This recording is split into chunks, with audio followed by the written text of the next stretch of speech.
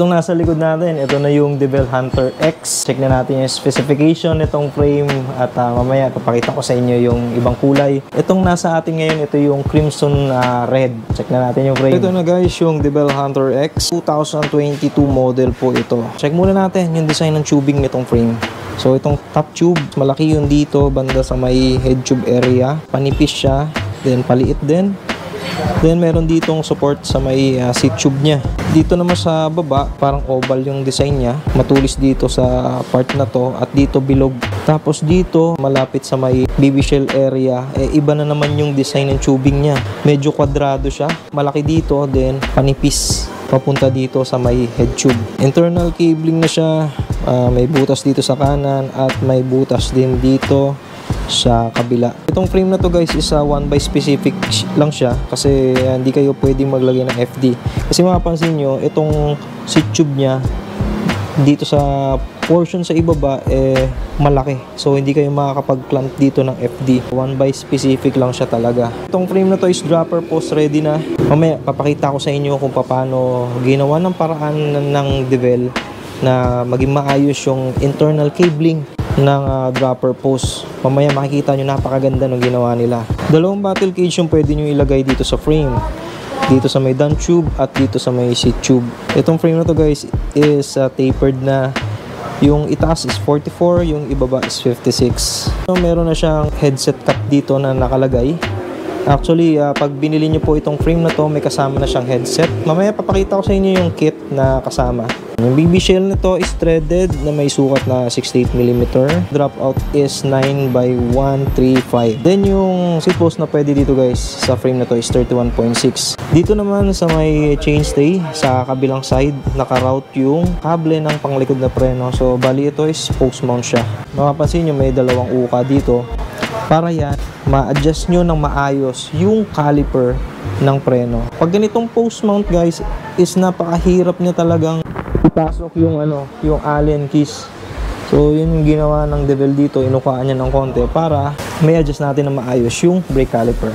Ito yung Allen, maluwag pa siya. Masusungkit nyo yung tornilyo ng brake caliper. Hindi kayo problema kung masasabit nyo yung mismong seat stay. Kasi normally pag nag-a-adjust kayo, sasabit yan, may tendency pa na magasgasan nyo mismo yung frame. So ito, maayos tong ginawa ng DeVel dito. Kasama na siyang seat clamp, 35mm. Dito naman sa seat tube, makikita nyo, meron siyang brace. Yung design pala ng tubing nitong seat stay, napakasimple lang. Bilog dito sa part na to, tapos dito panipis. Flat siya, yung kabilaan yan. Ayun, nasabi ko na rin naman to sa inyo kung anong purpose nito eh. Tapos sa chainstay naman, ito flat lang talaga siya. Na malaki dito tapos paliit. Same lang din dun sa kabila. Sa welding naman, dito sa may head tube, ayan, smooth weld siya. Pati na rin dito sa may itaas ng top tube area. Dito sa may malapit sa may bridge. Dito sa may BB shell, hindi siya smooth weld. Pero mapapansin nyo naman, napakaayos nung pagkaka-weld dito. Same as din dito sa dugtungan ng dropout. Napakalinis ng pagkaka-weld niya. Napansin ko rin guys na magkaiba yung dropout dito sa kaliwang side at dito sa kanan. Dito parang isang buo lang siya na tube. Dito sa may brake, dito sa may lagay ng brake caliper, parang CNC cut siya. Isang solid na aluminum ang nilagay nila dito. Hindi nila diniretsyong ganito at wineld nila yung lagayan ng brake caliper. Ito, isang solid na aluminum yung nilagay nila. Sa BB shell, makikita nyo may serial number pa. Pero ito talaga yung nag-caught ng attention ko nung sinisilip ko yung details nitong frame. Napakaganda nung labasan ng mga kable. Pagpasok nyo dito ng kable, lulusot dito yan, papunta dito para sa preno. At ito naman, paglusot naman ng housing na para sa rear derailleur, ilulusot mo siya dito sa kaliwang side ng chainstay at lulusot naman dito. Full cable yung pwede nyo ilagay dito sa frame na to. Hindi siya yung tipong putol-putol at may lalabas pa na shifter cable. So bali ito full siya. Ito naman yung lusutan ng na mga kable. Napansin nyo, napakalaki guys. Kasyang-kasya yung isang daliri ko. At yung lusutan din mismo ng ng dropper post, kasi pwede kayong dropper post ready to eh. Pwede kayong maglagay ng dropper post. Ayan, napakaluwag niya. Nakakapa ako sa loob. Kaya ginawa nila tong malaki para mas maayos yun na mailagay yung kable, yung housing ng dropper post. Hindi kayo mahirapan. Unlike pag diretso siya, parang babaliin nyo ng husto yung shifter housing ng dropper post. Dito nilakihan nila ng husto dito para mas mabent nyo ng mas madali. Meron pa siya ditong parang solid na brace dito sa butas. So hindi kayo problema na just in case na may malakas na impact sa trail, tapos ayun, magkaroon ng crack. Hindi, dahil linagyan nila ng extra support dito. So bali naisip na rin siguro ng Debel yan na sakaling magganito ka ng malaki na butas, may tendency na yun nga mag-crack or masira. So pinatungan na nila ng isang solid na aluminum dito. Sa paint job naman mga Tropips, napaka premium look nitong Debel Hunter X na to. Dahil sa kombinasyon na kulay. Bali hindi mo pag-iisipan na napaka cheap nung brand. Grabe, ang ganda. Pinag-isipan talaga yung color combination na ginawa dito. Tsaka doon sa decals na nakakabit dito, wala kayong makikita na kung ano-ano nakadikit, kundi yung brand and model lang mismo. So, bali dito sa may top tube nakalagay, Debel lang. Tapos, ito yung tagline nila, Mountains are calling. Debel logo. At yung model. Yun lang yung makikita nyo guys sa frame mismo. Yung brand, yung model, yung tagline, tsaka yung logo. So, napakasimple nung ginawa nila dito. At sa paint job naman, dito sa part na to, glossy finish siya. Tapos dito sa area na to, sa may dulo ng seat tube at chainstay area, BB shell.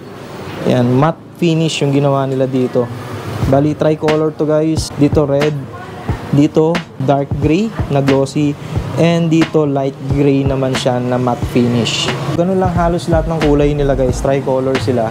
Yung pinaka dito na kulay, yun lang yung pinaka iba-iba nila. O dito sa Prism Red, ito pa yung ibang kulay nitong Debel Hunter X.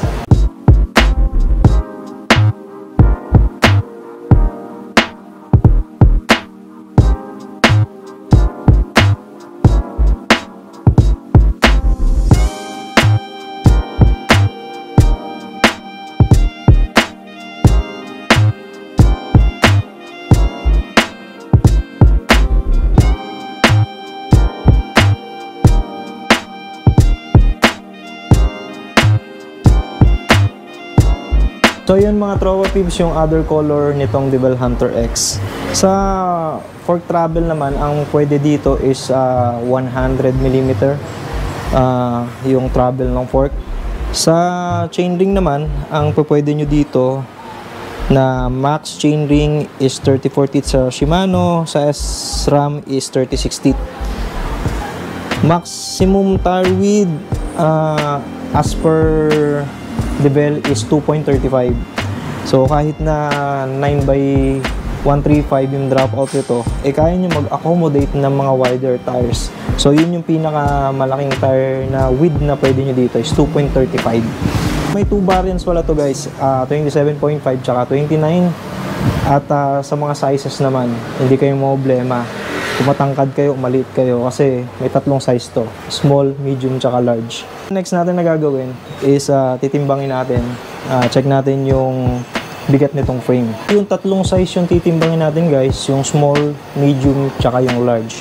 Ito nga yung nasa timbangan natin, ito po yung small. Timbang po ng small is 2.295 kilograms.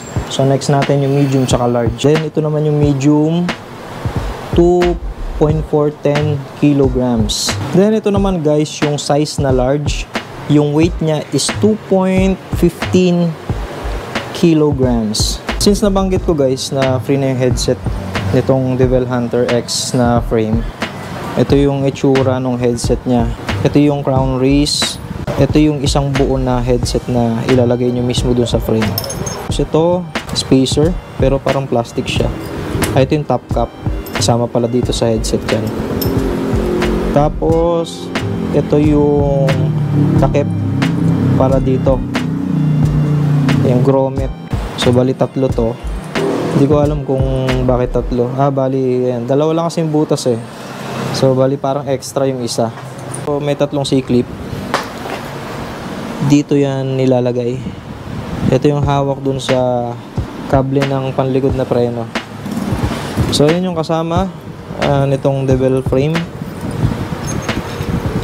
Hindi ka nabibili ng headset at saka ng seat post clamp.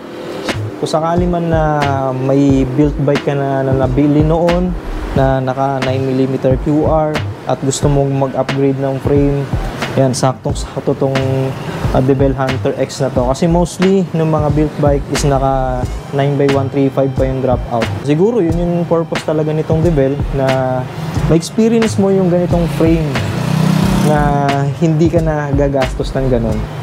Kasi kung sakali man na may mga pyesa ka na stock dun sa built bike mo, tapos gagawin nila tong yung entry level nila na frame, gagawin nilang naka true axle na, maybe maghahanap ka pa ng adapter ng hubs o kaya magpapalit ka pa ng hubs. Pero kung ganitong same specs yung bike mo na meron ka ngayon, magpapalit ka na lang mismo, di ba? Hello mga good vibes, good morning. Ayan, welcome dito sa vlog ni Tito Nardo, no? Maraming salamat kay Tito Nardo. Syempre, as usual, kung ano yung po yung nakikita nyo dito sa harap, yes, true lalo, walang halong eklabu. Andito na po yung si DeVel Hunter X at 29er and 27.5, same price po yan. At 9mm po ito. Yung mga nagtatanong kung kailan po darating yung TA, on the way pa lang po yun, siguro by next year. So, i-explain ko lang po kung ano-ano po at kung magkano si DeVel Hunter X dito sa atin, no? Si DeVel Hunter X po na 2729, ang presyo po niya is 5,750 for cash, for walk-in yan, syempre. At yung mga gusto mag-order via Shopee namin, antay-antay lang po kayo at inaayos lang po namin. At nga pala mga good vibes, sasabihin ko lang po yung presyo ng ating pagka nandun na sa Shopee, no? Magiging 5,990 siya. So mura pa rin mga good vibes. At hindi pa doon natatapos mga good vibes, no? Once na bumili ka po ng DeVel Hunter X dito sa amin, sa Bike, syempre kahit saang branches, meron po kaming promo. Maglilista ka ng pangalan mo and then number, and then makakasali ka na doon sa raffle draw ni DeVel Hunter X. Maraming salamat kay Boss P dahil dyan meron silang pa-premyo. Isang DeVel Hunter X din. Ganito yun, makukuha nyo. It's either 27.5 or 29. Ganun lang kadali. At syempre, meron din po tayong mga naka-sale. Ito, yung DeVel Airblade. Ayan.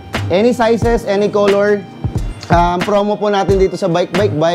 Once na bumili ka ng DeVel Hunter X, ayan, pwede mong mabili to or makuha si DeVel Airblade for only 2,870. So, napakamura na yon. Kung sakali naman, bumili ka lang ng frame, tapos wala ka pang budget para dito sa Airblade, the next month, pwede yun. Pwede kang mag-avail. Basta dali mo yung resibo mo within nakasulat na DeVel Hunter X. Ganun lang kadali. Available na po ito sa ating mga branches, no? And then yung mga pre-order last time, tatawagan po kayo. Don't worry. I got you. So yun mga trophies, ang pinakabagong frame ng DeVel, ang DeVel Hunter X 2022. If you have question po, nandiyan naman po sa description yung contact info nitong Bike San Pedro. Message nyo lang po sila directly para mabilis po yung transaction nyo. Hanggang dito na lang po ulit ang video ni Kuya Nardo nyo. Kita-kits po tayo ulit sa mga ganitong video. Ride safe po sa inyo and God bless.